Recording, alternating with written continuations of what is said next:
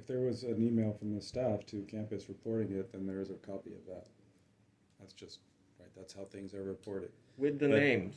Uh, whatever was reported to our staff, they are mandated to report that as it was The told. information with the names. Let me finish. Okay, I haven't interrupted you one time, and I'd appreciate this.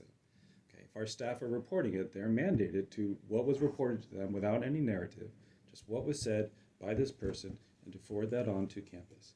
Campus takes it, they look at it, and they decide what to do with it. If they haven't reached out to you and contacted you, then they felt that there was nothing in there that was outside the guidelines or the policy or the principles of community of the campus. And so that, there was no action taken from campus on that.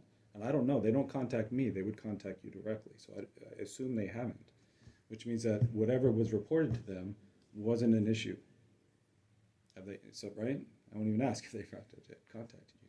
So that is, whatever the accusation was, the campus looked at it and felt that there was nothing to follow up on. And so who reported it? I mean, I know it sounds like you really want to know who reported you, because that's slander. The campus looked at it and said this isn't an issue, so they've moved on. It's not an issue for someone to be slandered?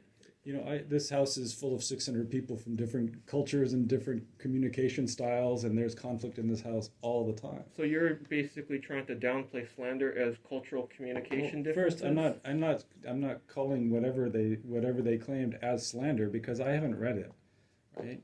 But there's cultural misunderstandings. There's different communications. There's all kinds of reasons why people in this community, an extremely diverse community, where there's misunderstandings all the time, where there's a lot of stress, where there's people living close together, that there is disagreements within this house. That's just within this community and every community. Whether it's slander or not, slander is a legal term, and I'm not a lawyer, so I wouldn't say whether it was slander or not. You felt slandered, and I appreciate that.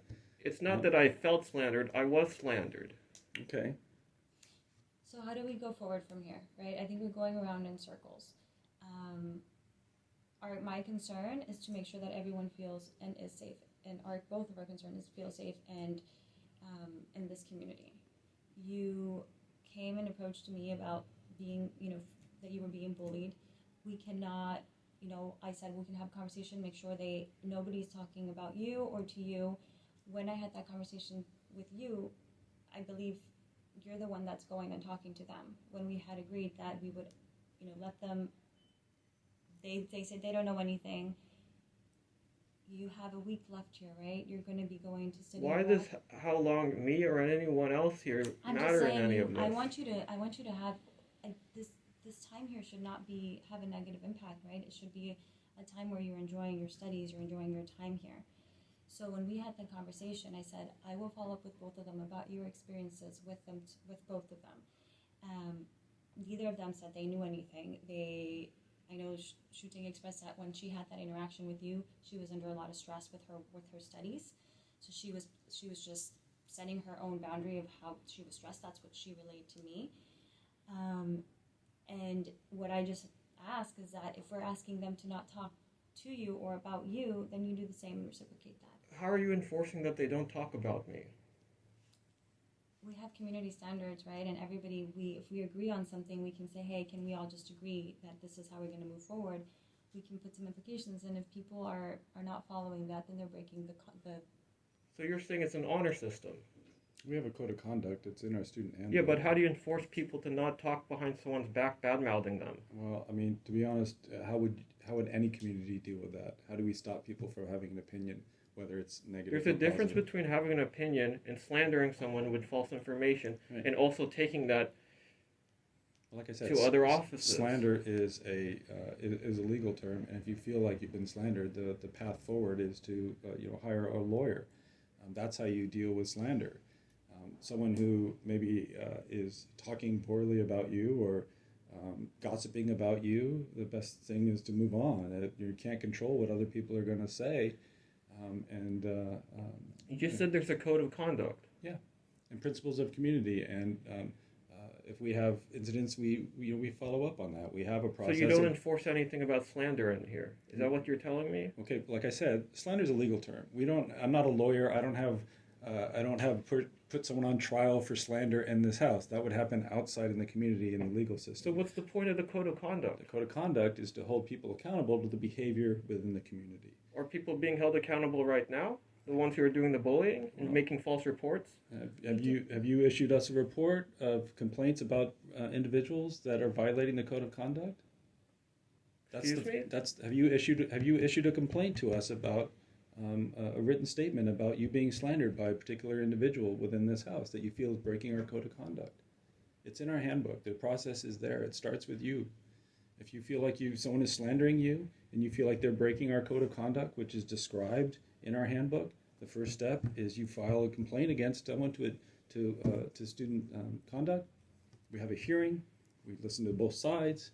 We make a judgment, and we try to mediate a solution, or we have to find another resolution.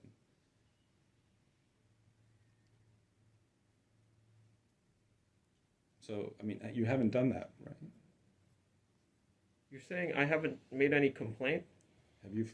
Well, if you would like to file, if you haven't already, if you would like to file a complaint against any individual for slander or breaking the principles of community. File a complaint who? To you guys?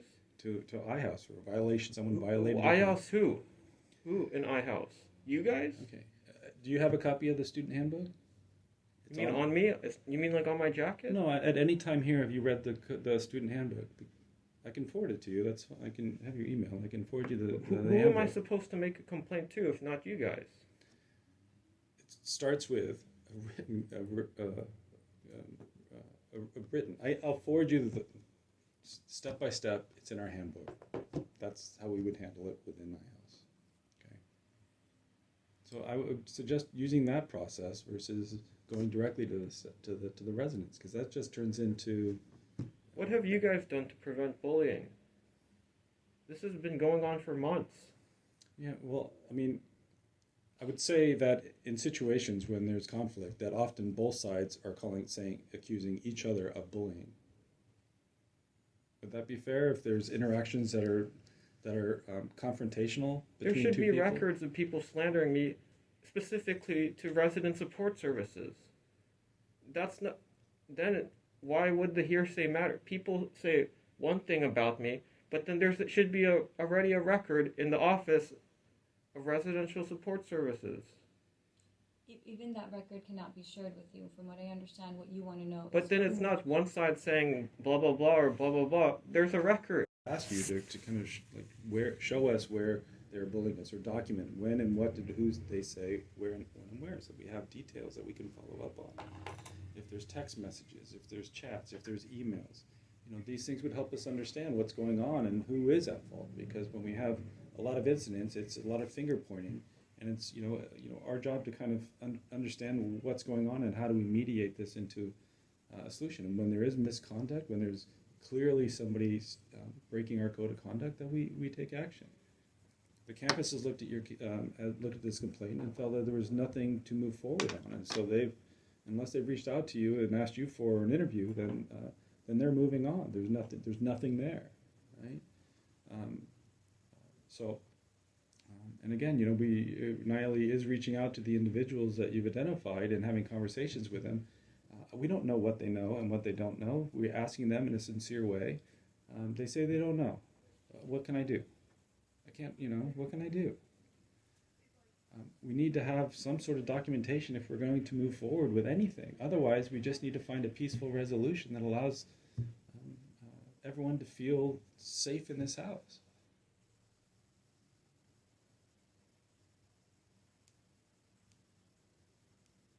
So, I'm asking, what is the resolution you're looking for? You say, stop the bullying. I don't know who's bullying you. I don't know how they bullied you. I don't know if it's slandered or bullying or just a strong opinion against you, which happens in this house all the time. I don't have anything that I can make a judgment on how you've been treated or mistreated. I hear you. You're obviously very,